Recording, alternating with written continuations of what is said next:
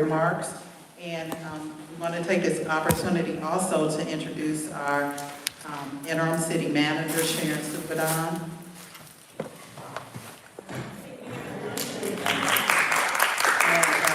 And we'll turn it over to our assistant parks director, Tony Jordan, who will give our presentation. So without further ado, Councilwoman Gomes. Well, I won't take too long. I just want to say thank you all for coming out this evening. We really felt that this was important because our park system is really important to our community, and we've had some changes. Of course, we have a new interim city manager, so we're excited to have her on board. But we also have, I don't think, Mr. Jordan, you've been here for a while, I believe. Assistant Jordan, Tony?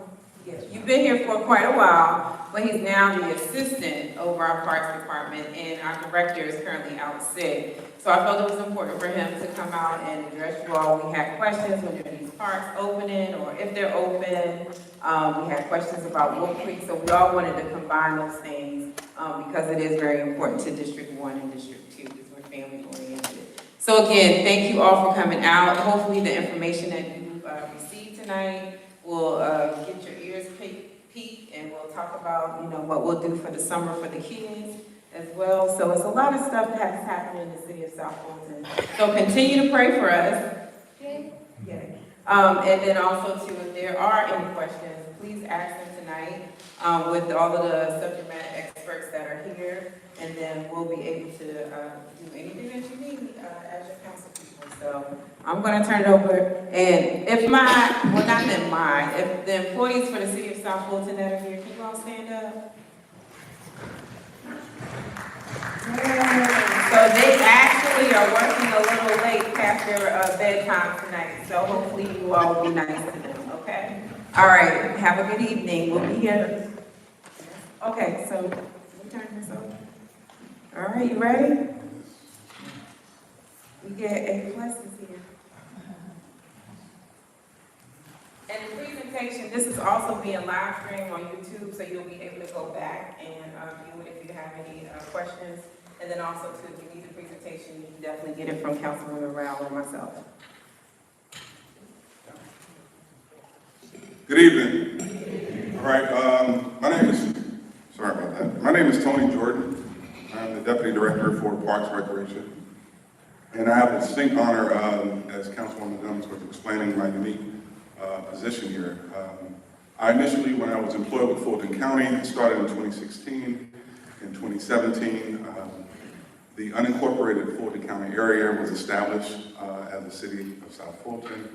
And 3 years later, the location that I worked at, which was this Cliftondale location, the South Fulton Arts Center, we became the city of South Fulton. So number one, I'm super excited about that opportunity, and I think it helps out a great deal to have someone who was a part of the transition, because a lot of new faces sometimes come in that lack some institutional knowledge, so I can say that I do have a little bit of institutional knowledge about some of the phases that we've gone through. So in terms of, once we came over, my building, the Cliftondale location, actually closed down, I would say probably at the heart of that COVID. And then I was housed over here at the Southwest Arts Center. And so this is one of our fine facilities in the city of South Fulton. And I had an opportunity to be a part of discussions and initiatives that were trying to move the city forward as it relates to our parks. So there was a consulting company by Perez Consulting. Everybody say Perez Consulting? All right. And so I have to do a disclaimer because sometimes I get nervous, and so I like to set the mood. So I need everybody to repeat after me before I go into this presentation. It's nice to be important. But more important to be nice. Thank you. So all I'm saying is if I stumble, if I hiccup, just be nice. We already set the affirmation for the vibe in here. And if there are questions that I cannot answer, I will get an answer for you. I have a lot of subject matter experts in the room with me, especially our interim city manager and a few of my colleagues, and I do have my card with me. So if there's not a question I can't answer tonight, I'll make sure I get a response in 24 to 48 hours, okay? So with that being said, we're going to start with Cliftondale. I gave you a little short story about my connection to Cliftondale, so there is a very, very emotional connection. Not I want to say too extremely emotional, but I started there, so my career, I'm still within the same capacity, and so I have a distinct honor of being involved. And so I will kind of bounce around a little bit because I do have a few colleagues that are subject matter experts on certain things as it relates to the program. Ma'am? Just by a show of hands of, are you guys able to see the screen back here?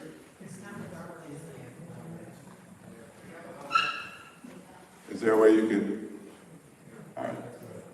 Is that a little better? How about that? Is that a little better? All right, great. Okay.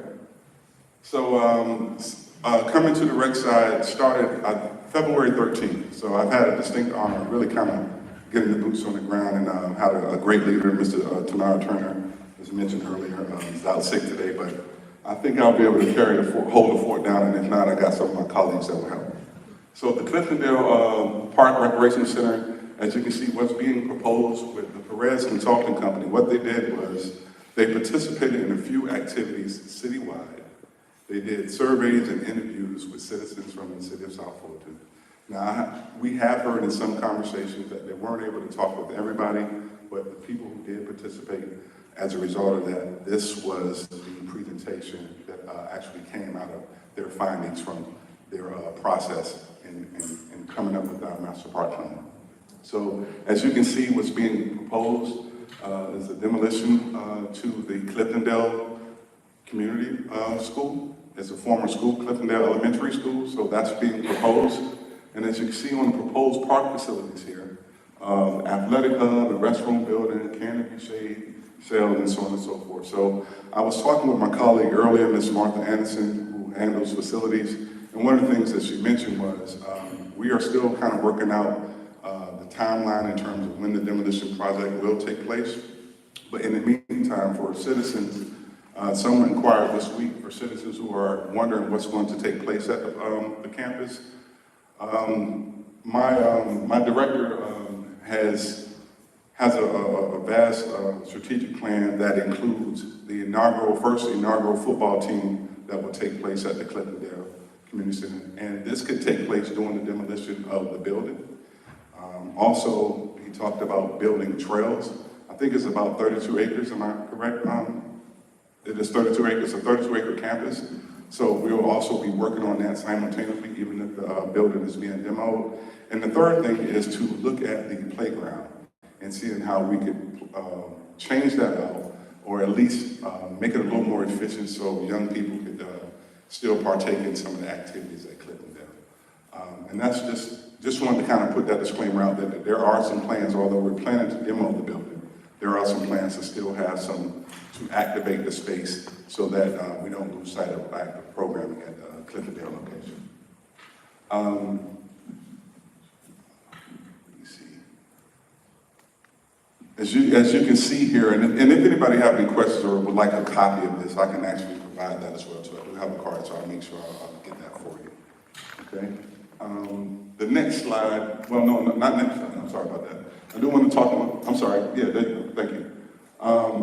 If Martha Anderson, if you can, my colleague, if you can talk about the timeline, just give us, the constituents who are from the Cliftondale community, give us a little insight on when the demo project will take place.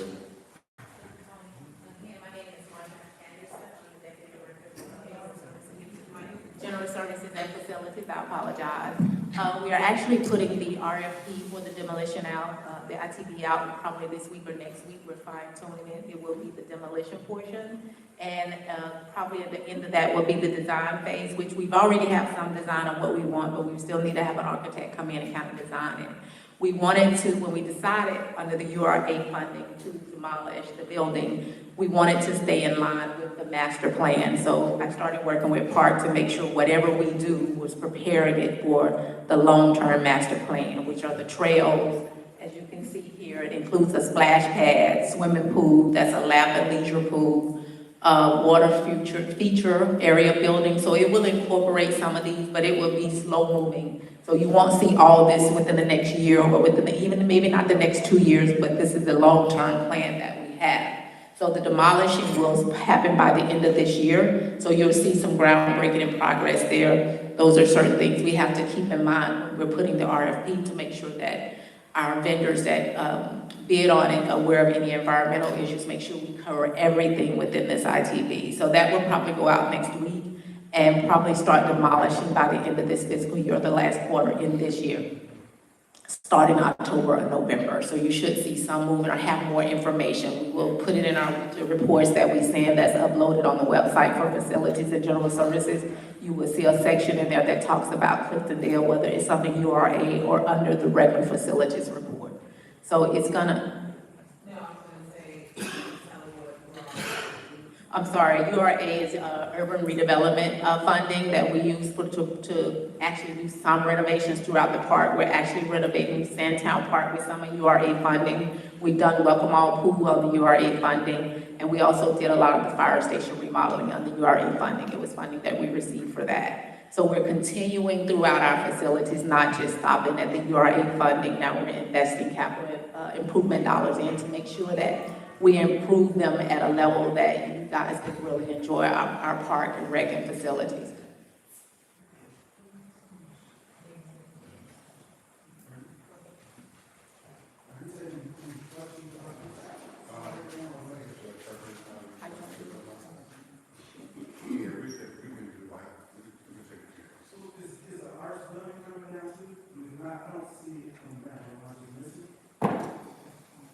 It should be on there. Both buildings are coming down. This is a rendering of what it will look like, not what is currently in it. Both buildings will come down. Yes, the only thing that will not come down is that community center in the back corner where I think they now use to vote. Yes. Go ahead, ma'am. What did you say you online to The master plan should be on the Park and Rec website. Is it on there? It will be, and I can give you my card and make sure that I can provide that for you. But any of the monthly reports that come out monthly should see any facilities or URA reports attached to the agenda item when we do council meetings. And we can attach it to our newsletter. Are you saying URA as an A? No, yes, URA. And Urban Development Authority. urban what? Redevelopment Agency, I'm sorry. Thank you. Okay, and you said you received funding. From whom did you get the funding? It was from that agency, Urban Redevelopment Agency. We got a bond, Bond, we got a bond yes. to invest in the capital improvements and a number of our facilities. As you know, we transitioned to Fulton County, many of these buildings had never been touched. So one of the things we focused on was the fire stations in Parkville. Yes. Will there be any information, like, in terms of the facility and the accommodations, like, is it open to everybody in the general area, or is there a special process that you have to have in order to access things like the pool, the indoor, He's facilities? He's asking, what's the limitations over here with the facility? Like, is it limited to the citizens only? What is that? Our parks are open to, it's a public facility, so, yes. They have to register for any of the programs, but our parks are open, you know, Like the weight room, the swim? yes, sir. Excuse me, and everybody that's raising their hand, and I apologize, if you could just state your name and maybe what district or community you live in, just so I can just kind of get a general idea of who's coming out tonight. I believe this gentleman right here. Oh, I'm sorry. My apologies. Hi, my name is Lynn Reed. I live in District 2. I do remember when they did the project, and we came and we gave our information about what we want to see in the parks as they developed it. Well, my question is there, and maybe it's too early in the presentation, but is there an appetite to get another indoor pool similar to like Welcome All Park so they, we can enjoy it all year round? That's an outdoor pool, right? That's an outdoor pool. There is, to answer your question, yes, there is an appetite to have an outdoor pool, indoor pool, my apologies, an indoor pool. I think what's happening now, because we're in such a young phase as a city, Whereas, as you heard, we're kind of doing internal assessments and trying to make sure that we provide the proper nourishment to what we do have. And then long-term plans in terms of director's strategic plan, which will probably, be within the 3 to 5 year period. Then possibly we can identify an area, whether it's already a current facility or an area that maybe, we get through a land acquisition or something like that. But, and so I don't have a copy of my director's strategic plan, but I do know that has been one of the visions that we wanted to make sure that took place. But right now we're focusing on what we currently have, and we want to get everything up to speed, and then we want to start looking down the road and seeing where we can find some financial opportunities to enhance some of our current facilities.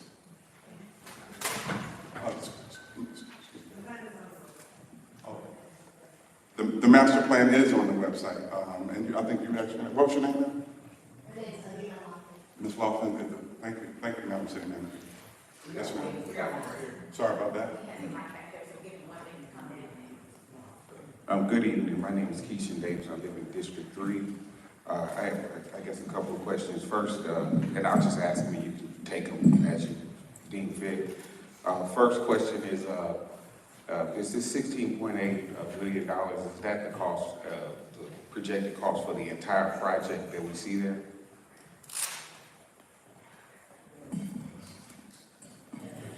Yes, that is correct. Okay, and then, so which leads me to the next question. How much of the $16.8 million is already kind of in pocket or already easily identifiable to be allocated for this project first? And the reason I ask that is because I listened closely, and it really sounds like we just really, only thing that we can expect is demolition, and the rest of this stuff is you'll get it when you see it. I mean, we went from it might not be this year, it might not be in 2 years. If we have the $16.8 million, how come we can't have a real projection on when we can actually see this as a community, as opposed to, enjoying the picture, but not really having an idea when it's going to actually come online for real? So what's your last name again? Davis. Mr. Davis, have I been to your house at a community meeting before? I've hosted the Attorney Davis? I have a law firm in this That's right. community, and I live in District 3 myself. That's Good to correct. see you again, Mr. Davis. Thank you, sir. Director Matt Turner attended a meeting that he hosted at his home. So to answer your question, Mr. Davis, and this is, yeah, sure, Dr. Rao. This is a little bit into our presentation, but the reality is some of the projects we have budgeted out to our capital improvement, others we have not. I think the whole plan, and you're talking about over $100 million in investment. Just to give you an idea, our annual budget for our city is $175 million roughly. So to give you perspective, this is a long-term plan.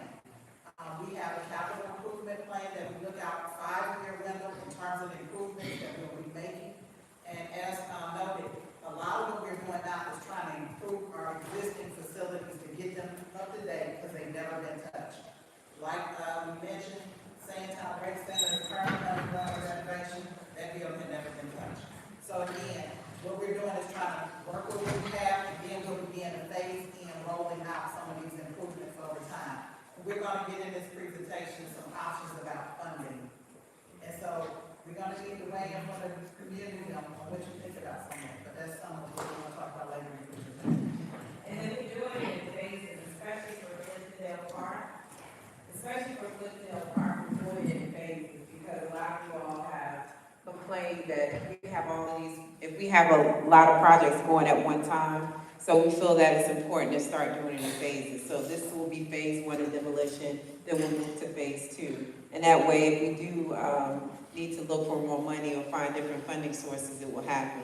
But any park master plan takes anywhere to about, 10 years or so? So you won't see fully your parks online until about maybe 10 years. We'll probably be long gone from there. My name is Ivory M. Denson. I live in District 2. I am concerned about this presentation. The way you have the bullet points under the $16.8 million, to me it is deceptive, because when I see those 2, 4, 6, 5 main ones and then the 4 subset of number 2, one would think, or one could think, that the $16.8 million is gonna cover all that, and we know that's not. And it's gonna cover the construction of a recreation center, the indoor pool.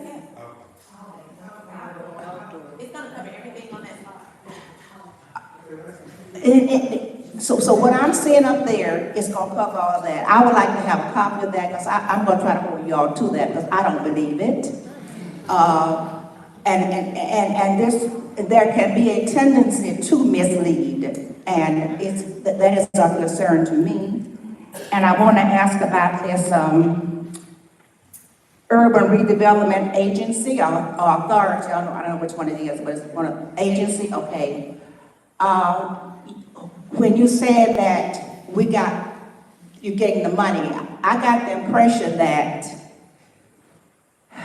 the money was coming from them, but it looks to me like they may be the bond underwriter or something similar to that. So if that's the way it is, that's the way it ought to be presented to us.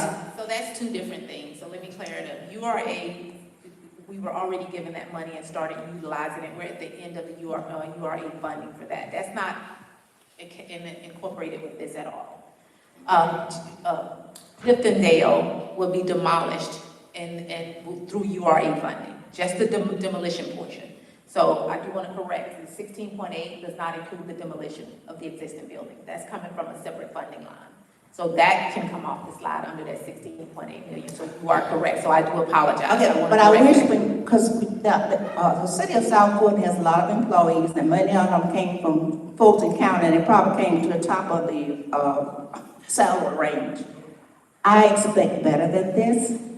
If that's not a part of it, you've had time to make sure that what you present to us is correct.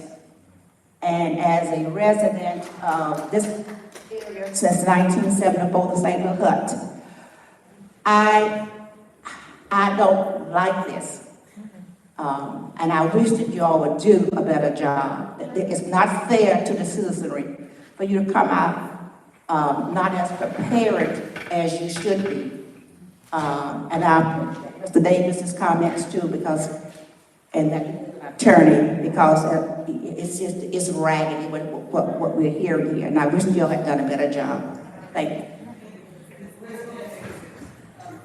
With all due respect, we are getting through this presentation, as he said, our director, but this information is not new. This is not the first time it's been presented. And we've also talked about in several council meetings and work sessions, the funding, the appetite the public has. $100 million investment, and that's why I gave you perspective about what our annual budget looks like. This is not going to happen overnight. And so again, the 16.8 is the accurate figure for the construction. The URA funding is for the demolition, and that is why she's saying that's happening this year. So again, we're here to answer questions and clarify. So if you'll bear with the staff, we'll get through the presentation. Yeah, because I think if you go through the presentation, you'll get to how we got to the funding and the options that are available. Can we receive them?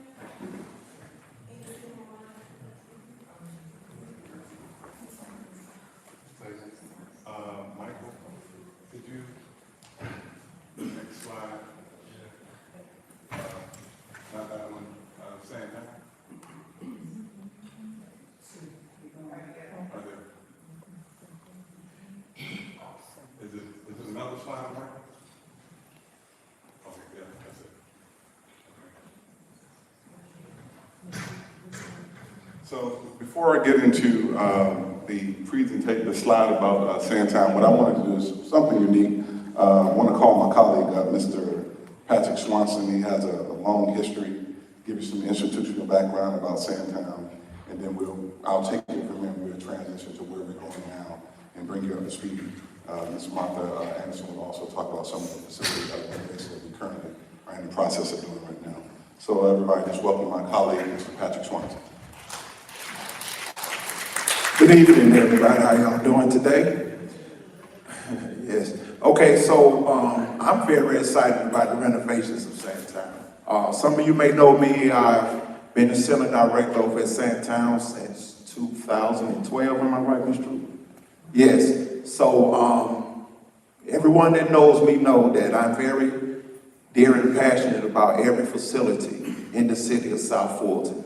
Well, Sandtown is my baby, and I'll just put it out there like that. So, it's being renovated, and, I stop by at least once a week to check it out, and it's coming along great. I think we're scheduled to open up late August.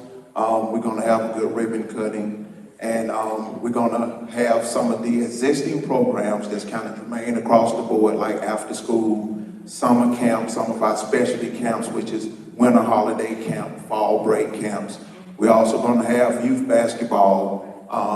Now we're gonna bring back our girls basketball program. I don't know if a lot of you know, but we had some girls that went 3 years undefeated. They won the district and the state. Actually, the same girls that won the Westlake 4 years in a row. They started right there at Sandtown. And we're gonna keep that tradition going. And we have some great football players like Adam Pac-Man Jones, Dwight Howard played out of there, Cam Newton played out of there. We have a great football program. We also gonna have some non-traditional programs. Like we're gonna bring this teen program that we're gonna start. And we have some of the teens that's from Westlake. They need, I think, 75 hours in order to graduate. So they're gonna come over and, after school, they're gonna help the kids with homework. They're gonna work on Saturdays at our youth basketball games. And we got a lot of things for them. Also downstairs, we used to, we had this lady to donate a lot of African-American books for the kids. And we turned it into a mini library at that time. So we talking about like 2017 and 18. But they're renovated, and our vision for our directors, we're gonna turn it into a full recording studio facility. And so I just give you a little background about that. I'm sorry I can't see, I left my glasses at home. So if you raise your hands, I'll try my best. So I started in Parks and Recs in the city of Atlanta in 1986. And I left when I went to school. Of course, like all others, I wanted to become a rapper. So I started rapping. I got a couple of record deals. So I was listening to something on TV, and it was Puff Daddy, who y'all know as P. Diddy. He said, hey, he started off interning. And when he started interning at one of the record labels, he did it for free. He was like, yeah, I picked up trash and I did this and that. He said, then sooner or later, Mr. Andre Harrell, he actually hired me. So I thought that was very interesting. So I had a long talk with God, and God said, do it. So I started an internship as a sophomore in high school. And I went to Red Zone, which is Arista Records, and I started off, cleaning up the building, taking out trash, doing all the little things, and again, I was still recording. It was funny because my supervisors were like, look, you can't rap, bro. You need to probably go in on the business side of things. So while working in the music industry, I started learning a lot of the business side, managing, marketing and promotions, things like that. And while working with Arista, I had a chance, L.A. Reid let me look at a lot of the old files from TLC, the Outkast, Goody Mob, and I was looking through those files and see where a lot of the funding was coming from. And I found out why the artists are the last to get paid. And a lot of these kids, they don't know that. All the kids, they want to do music these days, these TikTok videos and all of that. We have to reach the kids where they are now. Hey, we're going to help them. But we want to teach them the real music industry on how they get paid, and why they do these TikTok videos, how to get paid from streaming, and all of those things. So we're going to teach them that. We also going to bring our girls softball program back. We have a great youth track and field program. One of the fastest runners in the world right now, Christian Coleman, come right out of Sandtown. So we're going to continue to bring back all of those programs and any new and a whole lot of existing programs. So if you guys have any ideas on some non-traditional programs like youth golf, youth tennis, chess clubs, a whole lot of things, just, Get with me. I think I know. Hey, how you doing? Got a question. Talk to me. Will Sandtown have tennis courts? No, Trammell Crow does. Yes, ma'am. I'm sorry. I've never lived in, I think I went in that facility once, and I lived very near to it. Okay. But are there any multi-purpose rooms? Are there actually rooms in there? Yes, ma'am, it is. We have 2 multi-purpose rooms. One seats about 75 people. Okay, I used the wrong term. I don't, Okay. I'm thinking classroom smaller, that you can do, whole class. Yes, ma'am. We have a multi-purpose room. Yes, dedicated rooms for that. It's actually multi-purpose. We use it for a lot of different things, but classes is one. Actually, we had senior line dance in there, if I'm not mistaken. And quilting, we used to do out of there. And Zumba, that we used to do out of there. And we also had youth martial arts, okay? So I'm gonna turn it back over to. Give Mr. Patrick Morris a round of applause. I just start hearing his testimony and insight and how long the history has been with Sandtown. I thought it was very important to community members to make that connectivity. But as you can see, the Perez Consulting Company, what they're proposing here, and just keep in mind that they did do community outreach. And so all of these findings, the results that you see here are results of community engagement directly with community members from the Sandtown community. And so as you can see, the proposed facilities, everything on the right to expand existing multi-purpose field to include running track, seating area on the street parking, and selectively clear and prune natural area and add nature trails. And on the proposed park facilities there, you can see it, and we'll make sure that we share this, so if anybody want to copy, once again, I do have my card, but I do have Ms. Martha Anderson here to kind of talk about some of the current facility renovation that's currently happening at the facility, and I know we went by there today, so if you can kind of speak to that to the constituents, appreciate it. Yeah, we started about 2 weeks ago renovating the interior part of Sandtown from the door on the top level. We're getting ready to go into the game room. If anybody remember the game room, we're gonna do the floors and painting back there. We just did a kickoff meeting with the contractor to do the exterior. On the back side of the exterior, there's some waterproofing that needs to be done. The stucco on the back is peeling off of the building. So all that will be renovated, including a new gymnasium floor. That is currently funded between URA, Urban Redevelopment Agency funding, and capital improvement dollars. So it's a little bit of both. When we built the budget for this year, we built the budget to include renovations so we could bring Sandtown back online by the end of August. So that facility, as they stated, should be ready. Interior should be ready before that end of August deadline, but the entire project will be completed by the end of August. So it's renovating the entire interior. We've done some exterior work. We did the pavilions. We changed the roofing on the pavilions. We still want to paint those. The pavilions on the outside, and I think there's 3 pavilions in the backside at the park, at the actual ballpark, so we renovated those. So the exterior of the building will be freshly painted. So it will be a renovated facility with you mentioned a multi-purpose rooms renovated. And we're gonna have, again, the entire gymnasium floor will be redone, and the gym on the bottom portion will be waterproof. You got a question, ma'am?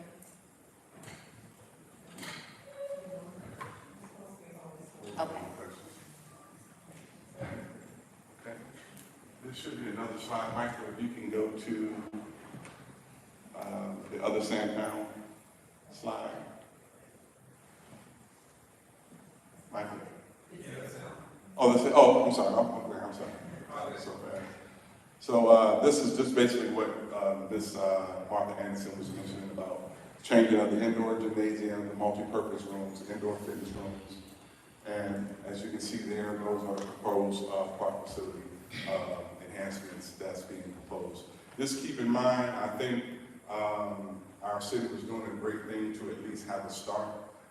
When I think about being in this role, not even maybe 2.5, 3 months, just to be a part of something like this, to see what the future could look like.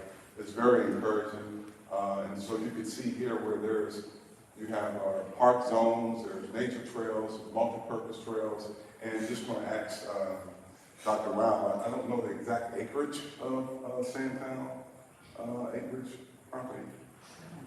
Yeah, it looks like it's about the same, it's about 30-something acres there. All right, but just, if we can go to the Trail and Crow slide.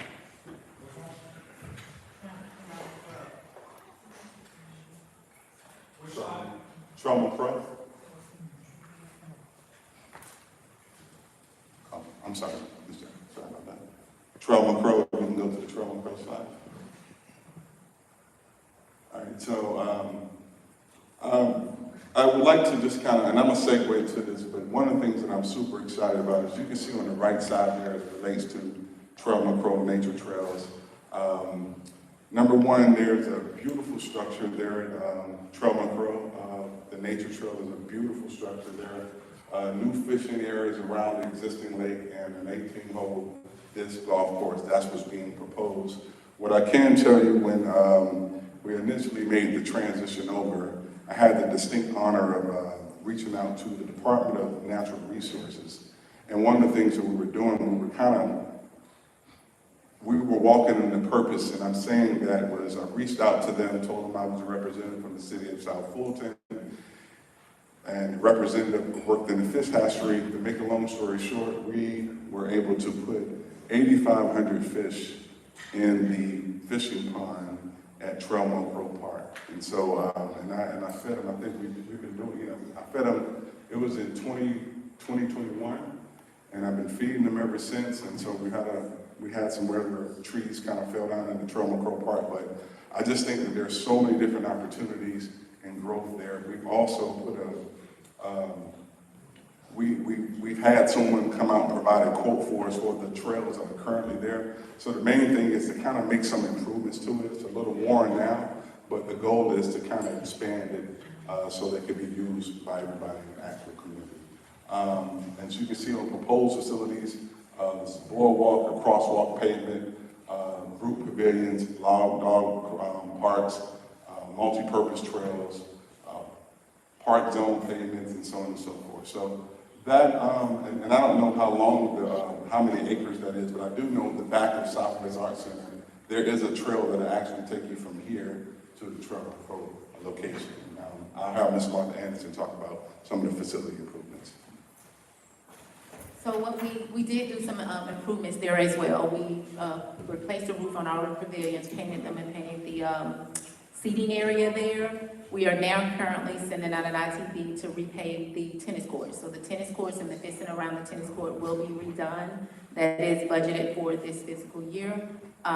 There's some drainage issues going where the bathroom's at. So if you notice, the water will settle where the bathroom's at. We're fixing that grading within the tennis courts. The reason we haven't, because we haven't replaced the tennis courts yet, because water was settling on the tennis court. It didn't make sense to replace them without fixing that water issue, because the water settles when it rains.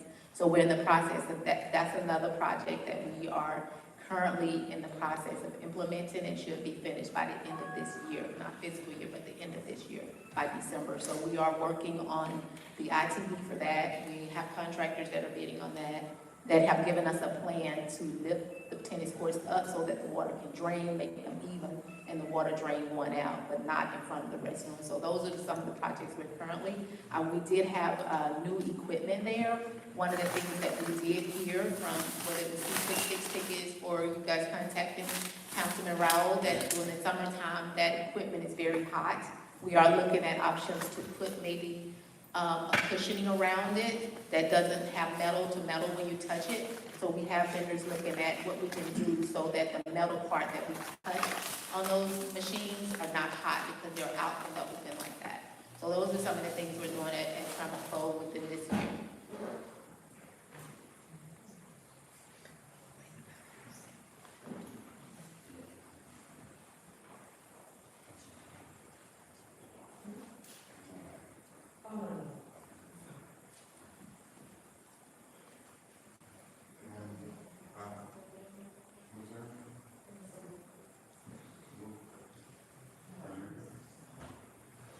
excuse me, at Trimble Park, can you mention how many courts are over there? Courts. Tennis courts? It's 4 tennis courts at Trumbull Park. Yeah.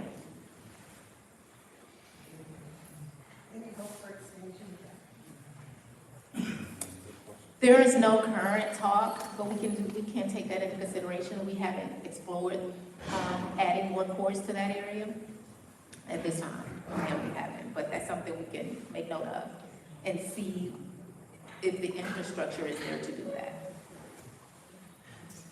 Yes, sir, Mr. Davis.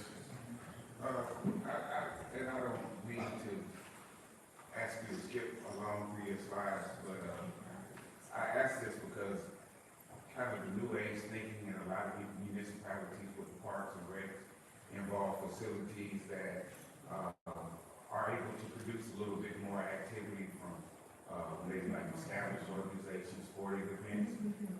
Are any of our facilities planned to be transitioned from maybe some of the old style parks to, you know, maybe parks that have, like they did at Gresham Park in DeKalb, how they have all those turf fields now, and they welcome, you know, almost all of Metro Atlanta uses their fields, as well as, you know, something unique for the community. Do we have anything that's going to kind of have that new age thinking where you could invite Metro Atlanta to come use our parks for some real established type events? Outside of like South Fulton, I know that tennis center is built for that kind of thing, but anything else? The tennis center is one thing that came to mind when you mentioned that, the South Fulton Tennis Center.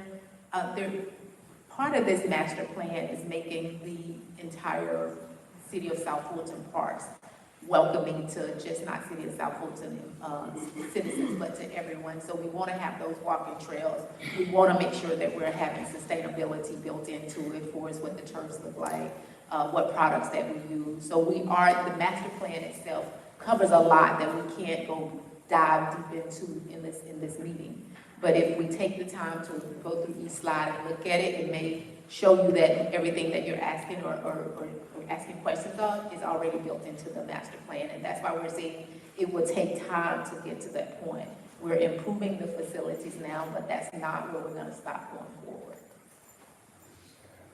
And Mr. Davis, if I could just add to what you're saying, I get where you're going with that. I can tell you in the 2.5 months that I've been in this role, my director and I, we've had conversations with the U.S. Soccer Foundation, and one of the things that they do is they do a grant, or they partner with the local municipality, East Point being one of the neighboring cities, College Park being one of the neighboring cities that actually benefited from this thing called mini pitch. So they look like really short soccer fields. So that's a critical thing that we need to kind of tap into when we're talking to our neighbor municipalities, is how do we cultivate those ideas and use them for us on this side. So what we have done this week, I have a drone, I took it up, and I took pictures of our current facilities throughout the area, and they're potentially looking at our city as being an awardee of the U.S. Soccer Foundation grant. So that's one kind of unique way where we can add some improvement, some attractiveness, and some new age type equipment to the city. So it's not guaranteed, it's not an ink bill, but those are some of the things that we are doing to kind of, make some improvements right away. Hi, I'm from the Cliftondale area, District 2, and I just wanted to first commend Councilwoman Guns and Brown and you for taking up to do Cliftondale Park, because where I'm at along Stonewall Tail, it's a lot of older people in that area, and they pretty much just be in a house because there is nowhere for them to go. And once Cliftondale Park comes up and running, that would be a great facility for the youth in the area, because right now they're just using the basketball court and what's there. So again, the concerned residents would like to thank you all for taking, because if it was still left up to Fulton County, it wouldn't even be a proposal being made or none of that, because again, you know, everybody knows the story on that, but we thank you for bringing this proposal, and we just pray that it goes into full fruition so that our seniors, as well as for our youth, can have somewhere to go, especially during the summer months. Thank you.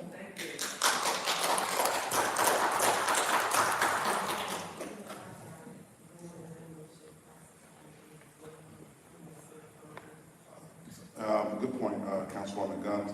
There was a gentleman, I believe he was sitting right here. When we start the demo, when the demo project starts at Cliftondale, we just didn't want anybody to think that the space would not be available. My director wanted to still activate the space, so the idea, I think I mentioned earlier, is to come up with an inaugural youth Cliftondale football team. We talked about upgrading the equipment, maybe taking the old one out and bringing in some new ones, and then because it's a 32-acre property, we're looking at doing nature trails. So the space will still be activated. It's a pretty big property. We just probably won't be able to go in the area of the demo area, but just to Councilwoman Gunn's point, we still will be making use of the Cliftondale facility, the property rather. Mm-hmm. Yes, ma'am. Is there still going to be an emphasis on fine arts at that facility? Yes, yes, ma'am. Yes, ma'am. Absolutely, for sure.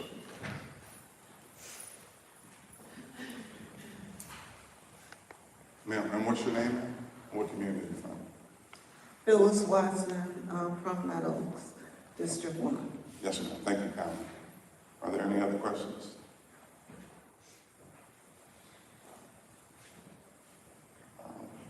My colleague, she's with the Office of Public Affairs, Ms. Jacqueline Howell, and she will be doing the presentation on Wolf Creek Amphitheater. Well, good evening, everyone. Thank you so much for coming out. Again, my name is Jacqueline Howell. I'm the Interim Director of Public Affairs for the City of South Fulton, and I have the distinct pleasure of talking about Wolf Creek Amphitheater. Next slide, please. As most of you may know, this is one of our premier locations within the City of South Fulton. It's 435 acres, wooded site, and it accommodates over 5,000 guests in any given moment. Next slide, please. Revitalization. As most of you may know, this property has been offline for a number of years, but we have endeavored to bring it online beginning with our Juneteenth celebration this year. However, in order to make it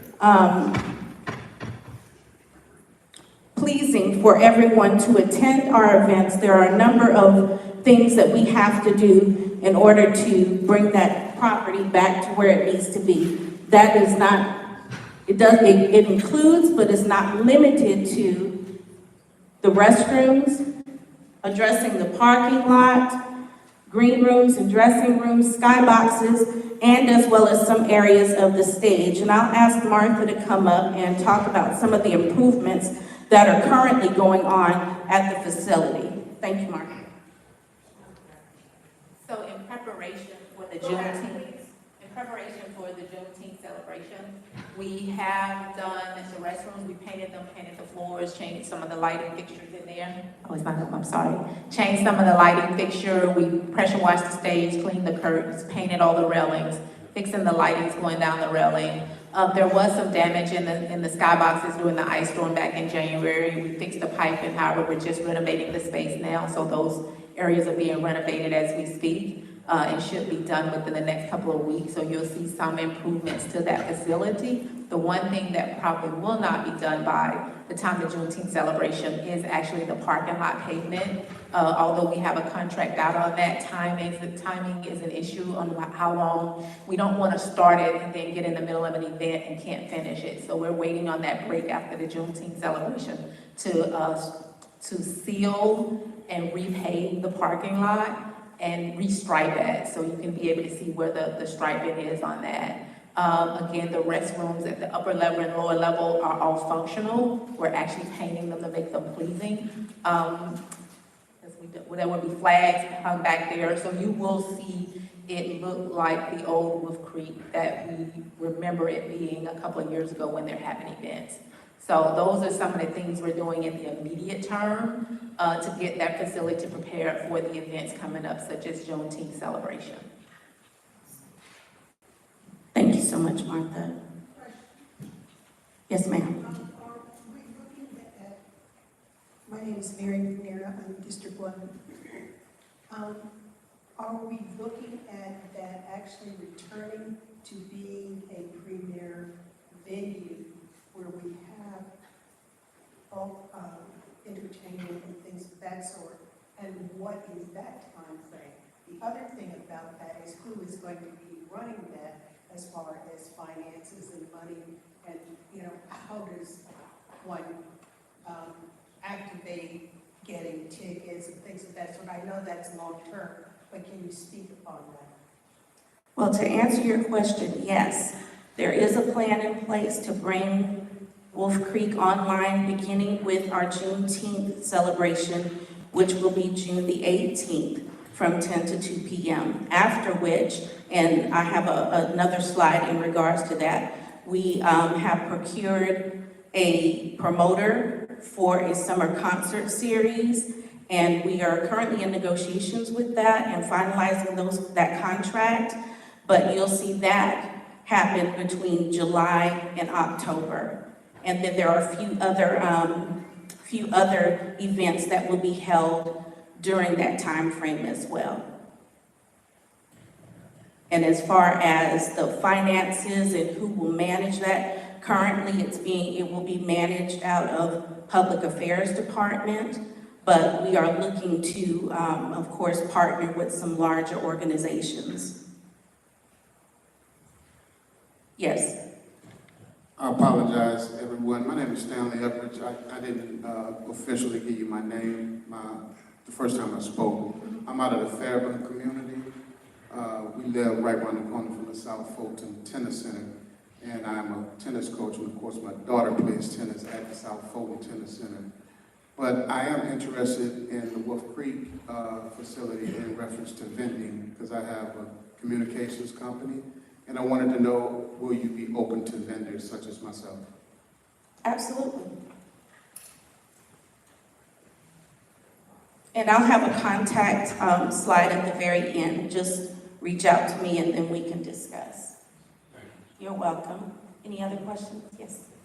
So we're going to get back on R&B concerts and jazz concerts that we once had at Wolf Creek before the pandemic. Yes, Because ma'am. I'm telling you, we really miss those concerts. I do too, but Yes. yes. Yeah, so that's good to hear. Would that be happening before the year is out or next year? It'll be part of the concert series, absolutely. Okay. So Yeah, July of this year through October 31st of this year. So it'll be broadcast on the radio like how it once was. Yes. So we're gonna bring South Fulton back alive. Yes. Okay, great. That is the goal. That is the goal. My understanding that there's been a lot of chatter, Ivory M. Denson.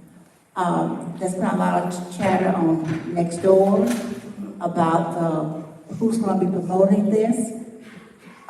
Since we've been offline for a while, I think you said public affairs is going to be, I'm not sure that that's the way it should be opening. You can't get anybody that's more professional, has experience. Because coming back on my idea, the first impression is a lasting impression, and I was hoping that just like the citizens check next door, I was hoping that the city employees would check to see what we're talking about and address that. Can you speak to that? Well, let me just be clear. We do check next door and respond to those comments that need responses. As far as it being housed in public affairs, is the management arm. So we will partner with promoters. We will partner with professionals that have expertise in those particular areas. but the management of, the day-to-day operations and management of will be housed in public affairs. Thank you. Louis Dayport, District 2, Wolf Creek Country Club. This is the current revitalization plan. Do you have any plans in terms of future upgrades to the facility? I'm concerned especially in terms of concessions, food and beverage and so forth. Basically, it looks like we have food trucks and so forth. In terms of first-class facility, are we looking into something more permanent in terms of structures? Absolutely. Yes, we are. And again, this is our first initial time out, it being under the city of South Fulton, and we are looking to partner with concessions vendors, and again, every professionals within the area of actually pulling off world-class concerts and events. You have a budget in terms of building structures, in terms of the concession, food and beverage? Currently, we do not. So are you saying you want a restaurant? No, in terms of existing structures, those sort of buildings, like just the food trucks and stuff. Yeah, there are 2 concessions areas, but no, we have not built out a budget for that just yet. And once we start, maybe Right, it needs to generate some income. At the present, yes. We got it. Yes. We have a question back here. Thank you so much. My name is Lisa Baker. You spoke about other events outside of the concerts and what the promoters will do, such as like the Juneteenth. I know there's a 5K coming up and other events that don't necessarily involve using the stage and the rest of the amphitheater. Has the permitting process changed? I organized a 5K there last year. It was very, very disconnected. It took a lot to get to a permitting. Have you streamlined it? Is that also coming out of your public affairs department? And is it a much easier process for people to get all of the elements of gaining a permit to have an event at Wolf Creek? Yes, ma'am. And to answer your question, yes, we are working to streamline the process because we have noticed that it is somewhat fragmented. However, as with anything, it takes a little bit of time. So if you contact my office directly, then I can put you in contact with the individuals and the departments that will handle that permitting process for you and personally help you walk through that process. Well, if it's the same as last year, I have them all. It just was not, no one knew what the other was doing. So Yeah, no, we are definitely working to streamline that process and make it more user-friendly and customer-centric. And then also too, this is a process that a lot of the council members are also looking at and working with our interim city manager. She has her eyes on this policy, just so it's not cumbersome and it's user-friendly for people that do decide to come and host events in our city. So just stay tuned, there will be some changes in regards to that, but we are looking at it to make it a better process. Thank you. Yeah, I have one last question. And forgive me if I'm just a little slow sometimes, but I like to be very clear. I've listened to all the things that are being done there. I know how facilities that are offline become increasingly dilapidated due to lack of care. And I listened to some of the qualifiers when people asked about the facility coming back online, and I started hearing things like, this is what we hope, that is what we desire, we look for it to be. I just want to be clear. Are you of the opinion that for this, when you open for this Juneteenth event, that this facility is going to be of the quality that you'll be able to compete with some of the newer facilities around Metro Atlanta for world-class acts? Or will this be a facility that has, because it really sounds like a little bit of, window dressing, painting bathrooms, pressure washing the stage, and those are the highlights of what's being done. I honestly can't see how this facility is going to be a world-class facility having world-class acts. Do you expect us to really host world-class acts or just open the facility for community engagement and use? As Jacqueline stated, certain things take time. It may seem like these things are window dressing. I've walked the facility several times, Councilwoman Gomes, and I've walked the facility. There's pockets of the facilities that look amazing. There's other pockets that do need window dressing.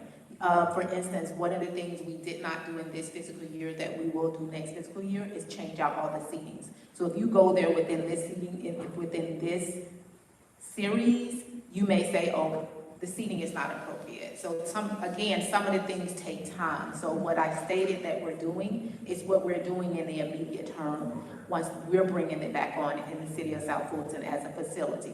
Is it where we want it to be this year? Absolutely not. I think there's other things that we can do. The parking lot improvements will be a big difference in it. The skyboxes are being completely renovated. The awnings on the outside of the skyboxes will be replaced by the end of this fiscal year as well. All new seating on that back row. We're changing the mural. So all these things look like window dressing, but that is a very sound structure.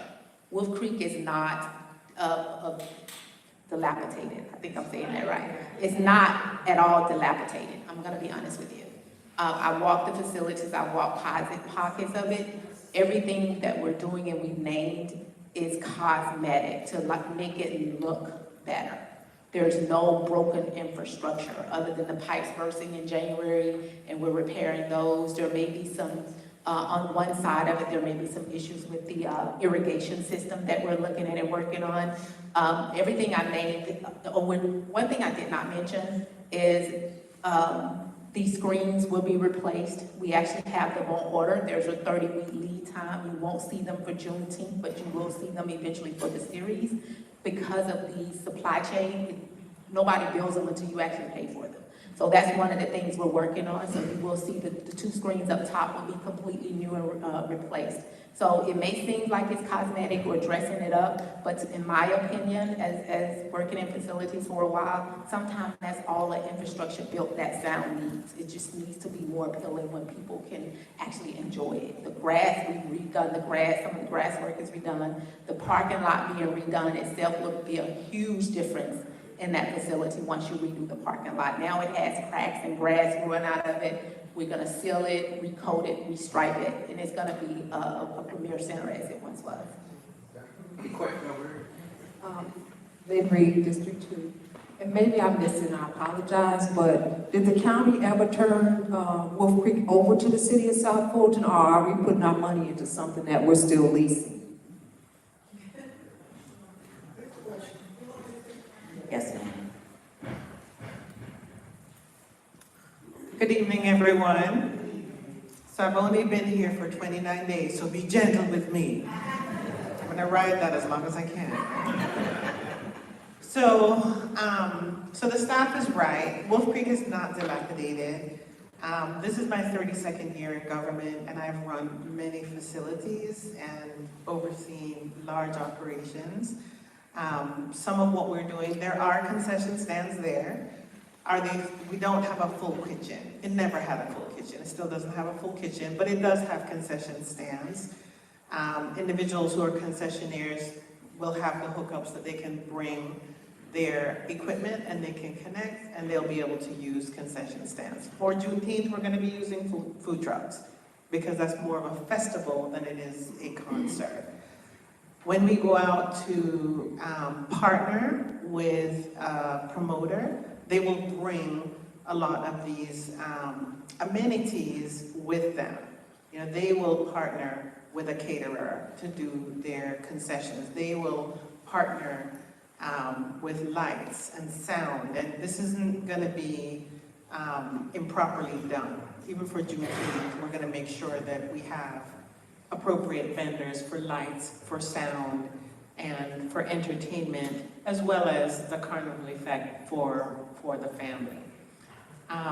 But to answer the question, part of what we are working with Fulton County is a transition, and there are some challenges with Wolf Creek because of where it sits. And those of you who've been here a long time, know that it sits close to a landfill. And you also know that there are some remediation efforts that have taken place. And so there are EPD, Environmental Protection Division, and EPA, the Environmental Protection Agency, the federal agency that have covenants and requirements of Fulton County.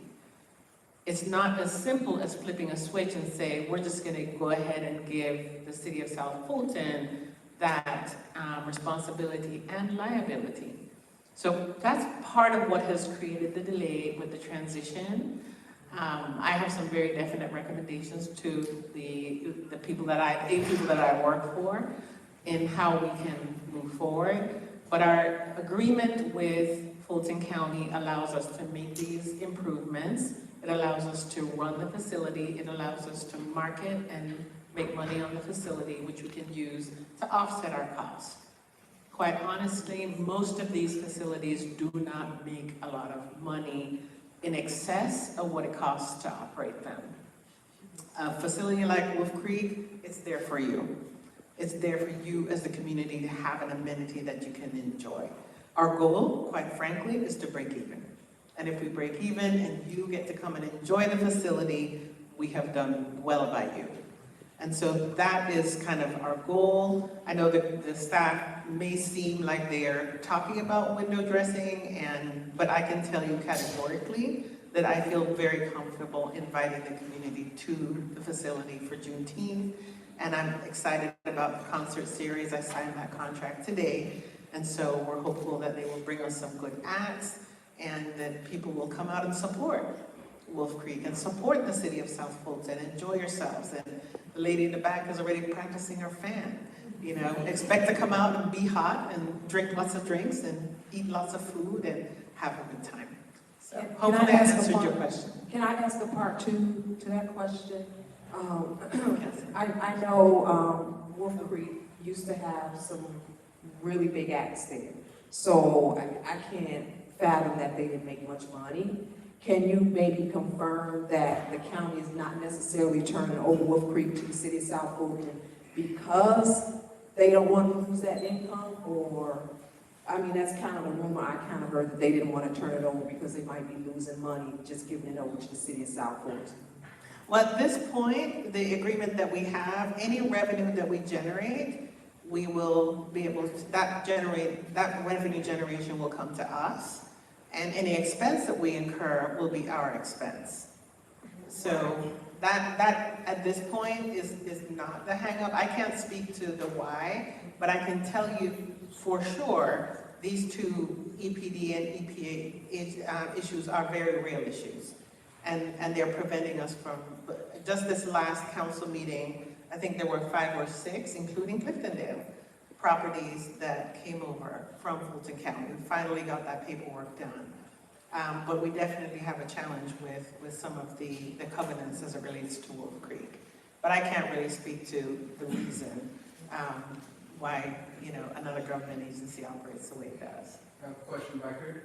So is South Fulton the sole owner of Wolf Creek? We are the Fulton County owns it. We have a lease agreement with Fulton County. Understood.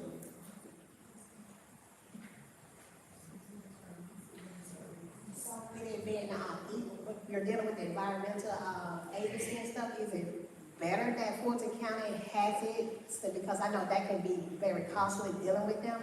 So is it good for the residents of South Fulton to let Fulton County deal with that headache versus you all taking it over and you know, incurring more debt? So I have some very definite recommendations for my council. I'm just gonna stop right there. But you're on to something. Question over here. One quick question, what is our lease to city yes, what is the lease agreement for Wolf Creek for South Fulton and the city of Fulton, and the city of South Fulton and Fulton County? It's a de minimis amount. You mean what does it cost? Yeah, how much is it cost? Yeah, We it's pay $1 a year? Or? Right, it's a de minimis amount. I can't say it's exactly $1 a year, maybe $50 a year, but it is a small amount. You have to have consideration when you have a lease. Consideration is you have to have a payment, even if it's $1. in order for it to be a legal lease. So, but it's a de minimis amount.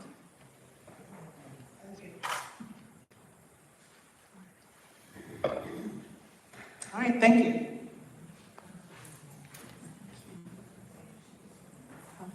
Next slide, please. Next slide, please. Next slide, please. So yay! Juneteenth. It'll be again June 18th, Wolf Creek Amphitheater, 2 to 10 p.m. Some of the acts that we will have at our Juneteenth celebration is Higher Calling, Gospel Choir, Brenda Nicole Moorer. We got the jazz featuring Dashiell Smith and Malcolm Jamal Warner, Kilo Ali, KP the Great and Friends, and our host for the evening will be Omar Dorsey. Many of you may recognize him from Queen Sugar. Yes. Yeah. We're gonna have a wonderful time. We'll have carnival rides for the kids, food trucks, arts and crafts vendors. At the end of the night, we will have a fireworks display to rival the Capitol. I'm speaking it into existence. Last year was wonderful, but this year we're gonna turn it up a notch. Next slide, please. And if you're interested or know someone that's interested in vendor opportunities or wants to volunteer, please go to the website. Again, my name is Jacqueline Howell, the Interim Director of Public Affairs. That's my email address, that's my phone number, and I thank you so much for your time. Oh, we have a question? Okay. Yes, with all this planning, there's so much happening. What about security? We will have public safety on hand, being police and EMS.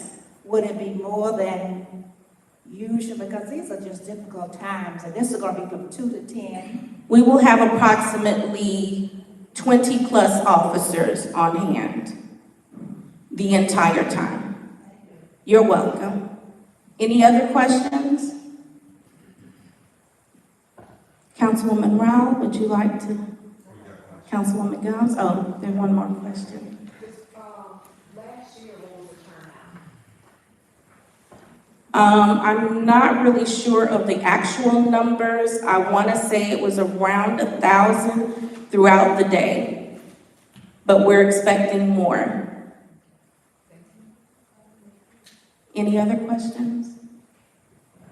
I would say one of the things we did this year, we went to Sunday because last year, everybody had Juneteenth the same day.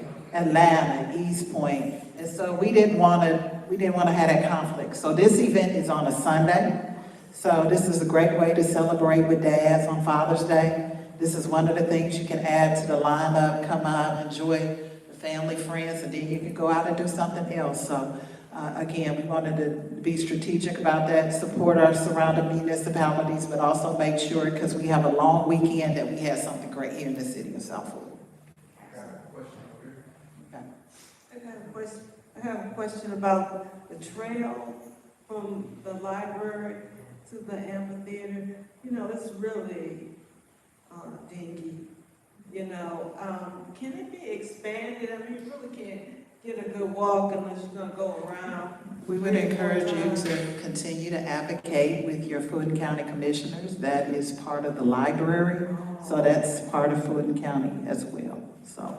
And utilization is how we expand it, so you get more utilization after speaking with the county commissioners and the county manager. They want us to use the trail more. So if we can get more people to be invested in walking and using the trail, we can show them that they need to go ahead and extend it. So that's one of the things that they have asked from us. Well, one thing, I was walking, but when you get up in those woods, it's a frightening thing. Yes, particularly if you're going along, there are no call boxes. At least last time I walked, and that was probably before COVID. Because I just walk around my yard 8 times and I would walk my mile, but it's dangerous out there because you don't know who's hiding. So the commissioners I would encourage you, just like you advocate with us, you should also advocate with your Fulton County Board of Commissioners. More voices, ask. You ask.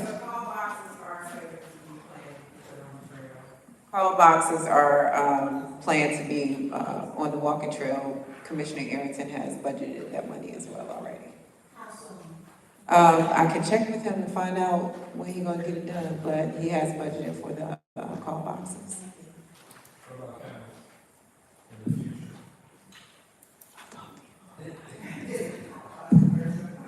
So that's Commissioner Arrington. Yes. We need to advocate with. Well, the entire Fulton County, because they vote like we do. Okay. Are you all doing any type of marketing for June the 10th, on the 18th, like maybe billboard wise along Camp Creek Parkway, where you get a lot of traffic? Because I think last year it wasn't a lot of people didn't know about it to the last minute, but I think the billboard, especially along Camp Creek Parkway, where we get a lot of traffic. We will be, goodness, excuse me. We will be using billboards. We will be using radio ads, several spots on different channels. So we've procured 3 channels, 102.5, 107.5, and 97.5 to get the word out, as well as, I don't know what the actual term is, but on the street signs, we will have an aluminum static sign that will let everybody know what is going on, as well as our digital channels and other OTT type marketing tools. But yeah, word of mouth is always good as well. Share the flyer. Yeah. That's on our social media channels with your friends and family. I don't need one. Just She share, said share share. your flyers if you can, or just bring a neighbor, bring a friend. Any other questions? Well, thank you all so much for your time and attention and your love for your city. And we appreciate you coming out and hope you have a wonderful, we're going to let you reclaim 3 minutes of your time. You have a question? So my name is Jim Goshell, right around the corner from Cliftondale Park. So you mentioned some of the contracts and what you were talking about. And I watched the streaming from the council meeting, and one of the contracts that was voted on and it voted yes to have was the Cam Newton. Can anybody speak on what that would include and how is that going to be done? Just because it's Cam Newton, you don't have to do a sports thing, but how is that going to be?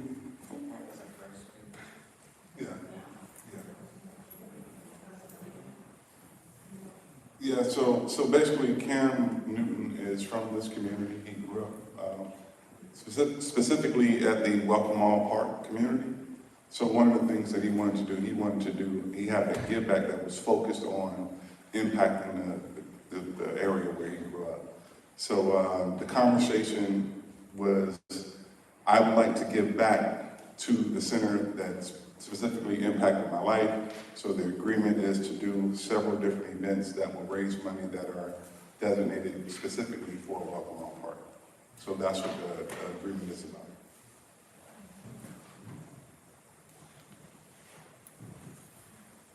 All right, there's not much else left to say. Again, I want to thank you all for coming out tonight. And I also want to thank our staff for being here and answering your questions. This was important again to all of us, and I believe you know where to find Catherine and I if you have any additional questions. We have some food. I don't know if there's anything left out there, but please grab a sandwich on your way out. And thank you And safe travels. Thank you for coming out, and we'll be around for a couple minutes if you have some questions, and we'd be more than happy to answer.